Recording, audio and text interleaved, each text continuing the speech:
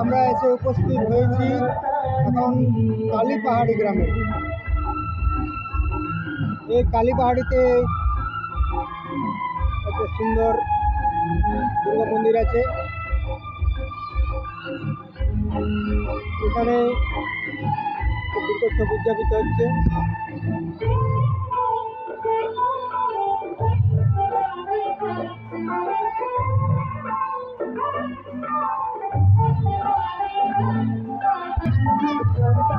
এই মন্দিরের সামনে কোটে আছে শিব মন্দির।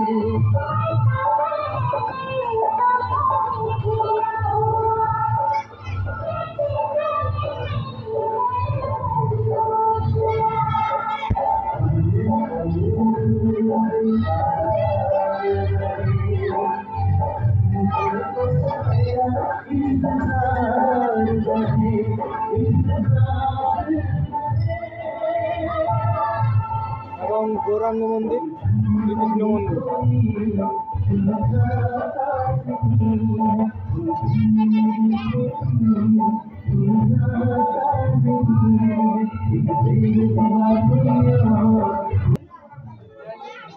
সম্মুখে মন্দিরটি অবস্থিত। এখানে বিভিন্ন রকমের অনুষ্ঠান সংঘটিত হয়।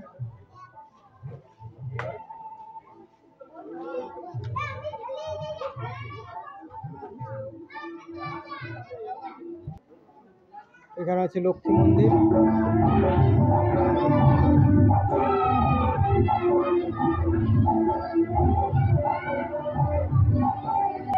এটা ধর্মরাজ মন্দির। ধর্মরাজ মন্দিরে পুজো কখন হয়? কখন হয় ধর্মরাজ মন্দির পুজো? বৈশাখ মাসে হয় না?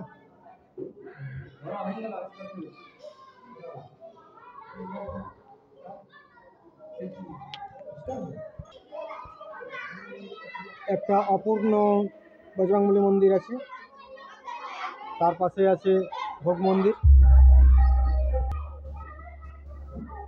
এই ভোগ মন্দিরে দেবীর ভোগ রান্না করা হয়।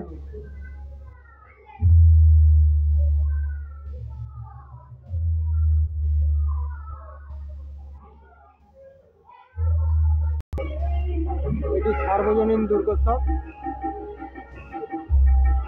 এবং যেখানে আছে এই দুর্গা মন্দিরটি, দুর্গা মন্দির।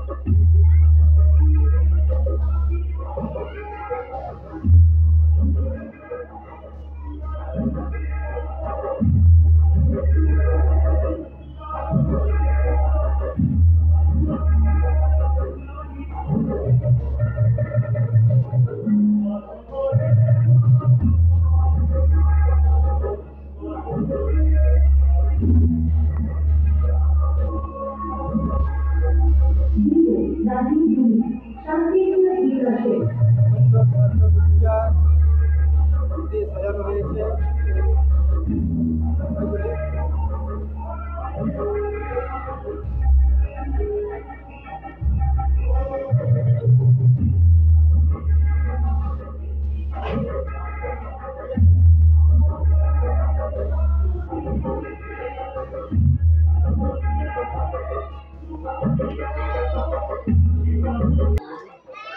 এই গ্রামেরই ছেলেরা আমাদেরকে জানাচ্ছে এই মন্দিরের সম্পর্কে। এই মন্দির কত দিনে পুরনো?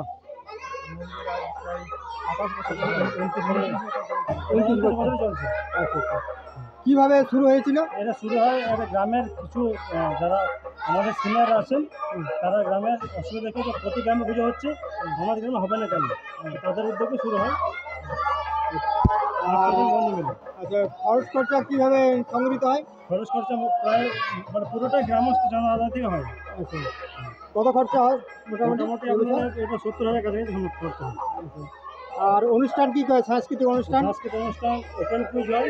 হ্যাঁ, তারপর বড় মিউজিক্যাল চেয়ার, পাসিং বল, আবৃত্তি, মোবাইল চালানো, মাটির কাঠি, ছবি আঁকা, বাচ্চাদের রঙ্গোলি প্রতিযোগিতা, আর চেষ্টা করছি আরও এটাকে যতটা বড় করা যায় তার চেষ্টা করছি। গ্রামস্থ লোকের সহযোগে যতটা বড় করবে অতটা চেষ্টা করছে অতটা হয়। ঠিক। অসংখ্য ধন্যবাদ আমাদের তথ্য দেওয়ার জন্য। হ্যাঁ উদয়দা, এখানে প্রোগ্রামগুলো কি কি এবছর হচ্ছে? খুব সুন্দর এবং মনোরম পরিবেশের মধ্যে দিয়ে এই পুজোটি উদযাপিত হচ্ছে। এখানকার সদস্যরা খুবই তৎপর।